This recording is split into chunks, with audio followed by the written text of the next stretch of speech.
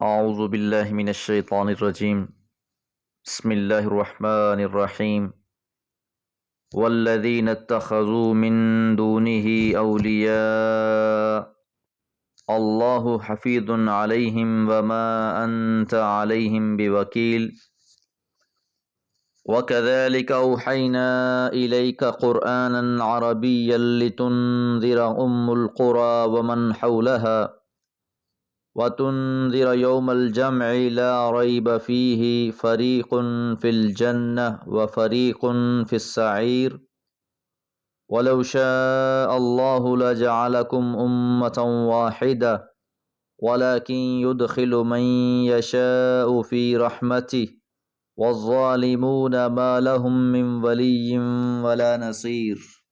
سورہ شعراء آیات 6 سے 8۔ آغاز صورت میں یہ بات جانی کہ آپ کی طرف بھی اور آپ سے پہلے انبیاء کی طرف بھی یہ بات وحی کر دی گئی ہے۔ اللہ ہی غالب اور حکمتوں والا ہے، اسی کے لیے ہے جو کچھ آسمانوں اور زمین میں ہے، وہ بہت بلند اور عظمتوں والا ہے۔ فرشتے اللہ ہی کی حمد و ثنا بیان کرتے ہیں اور زمین والوں کے لیے بخشش کی دعا کرتے ہیں۔ بلا شبہ اللہ تعالیٰ بہت بخشنے والے اور رحم فرمانے والے ہیں۔ والذین، اور جن لوگوں نے اتخذوا، بنا لیے ہیں، من دونہ، اس اللہ کے سوا، اولیاء، کارساز، کام بنانے والے، کہ جن لوگوں نے اللہ تعالیٰ کو چھوڑ کر غیر اللہ کو اپنا کارساز سمجھ رکھا ہے، ایسے لوگوں کو تنبیہ کی جا رہی ہے۔ اللہ حفیظ علیہم، اللہ تعالیٰ ہی نگران ہیں ایسے لوگوں پر، اللہ کی نگرانی میں ہیں۔ جو ہی وہ اپنی مہلت پوری کر لیں گے وہ قہر و غضب میں مبتلا ہو جائیں گے۔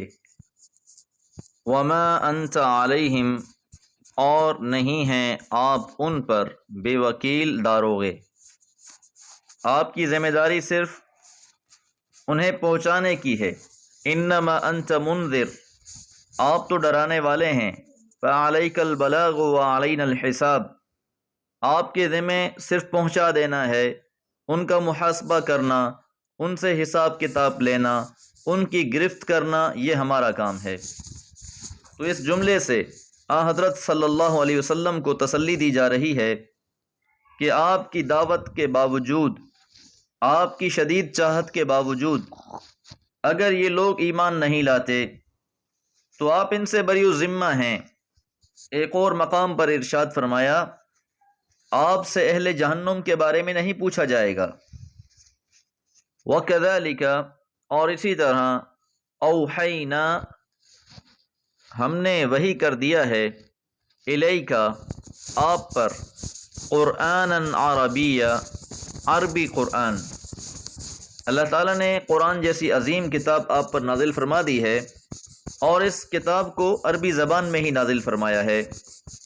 سورہ حامیم السجدہ کی آیت نمبر 44 میں فرمایا، وَلَوْ جَعَلْنَاهُ قُرْآنًا أَعْجَمِيًّا لَقَالُوا لَوْلَا فُصِّلَتْ آيَاتُهُ، کہ اگر ہم قرآن مجید کو عجمی زبان میں نازل کر دیتے تو یہ ضرور کہتے کہ اس کی آیتوں کو کیوں کھول کر نہیں بیان کیا گیا۔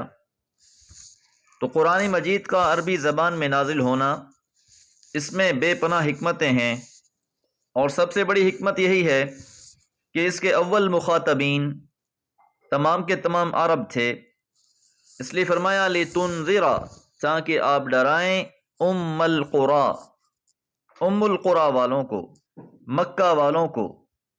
ام القریٰ سے مراد مکہ ہے۔ ام القریٰ مرکزی بستی کو کہتے ہیں، اور عرب میں مرکزی بستی کی حیثیت مکہ ہی کو حاصل تھی۔ ام القریٰ والے ہی سادات قریش تھے، باقی عربوں کے مقابلے میں ان کی خصوصی حیثیت تھی، اس لیے پہلے ان کا تذکرہ کیا گیا۔ ومن حولہا، اور جو اس کے آس پاس ہیں، مکہ کے گرد و پیش کے لوگوں کو بھی آگاہ کریں۔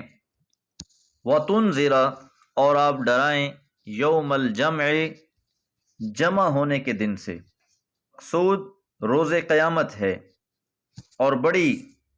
اور یوم الجمع بڑی جامع تعبیر ہے کہ جس دن عابد اور معبود، لیڈر اور پیرو، انبیاء علیہم السلام پر ایمان لانے والے اور کافر سب کو اکٹھا کر دیا جائے گا۔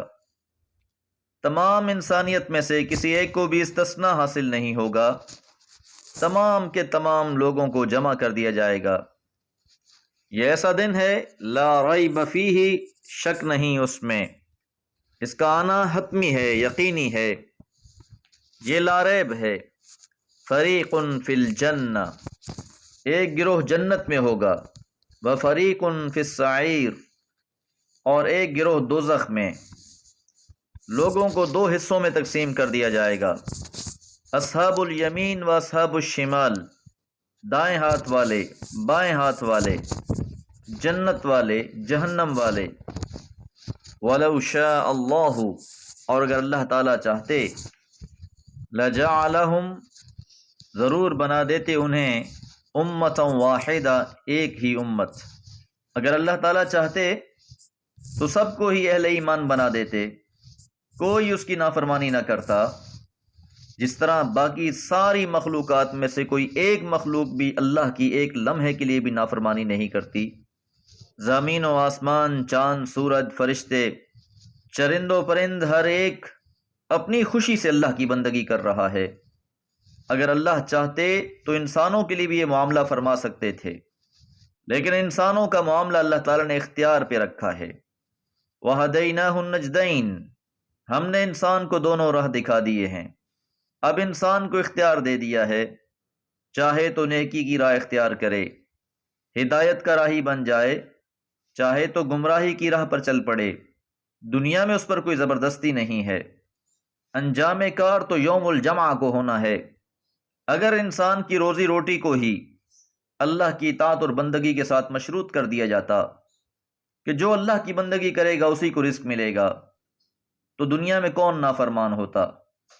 راہیں تو بہت ہیں، لیکن انسان کو اختیاری معاملہ دے دیا ہے اللہ تعالیٰ نے، اور پھر اختیار دینے کے بعد وَلَكِنْ يُدْخِلُ مَنْ يَشَاءُ فِي رَحْمَتِهِ، اور لیکن وہ داخل کر دیتا ہے جس کو چاہتا ہے اپنی رحمت میں۔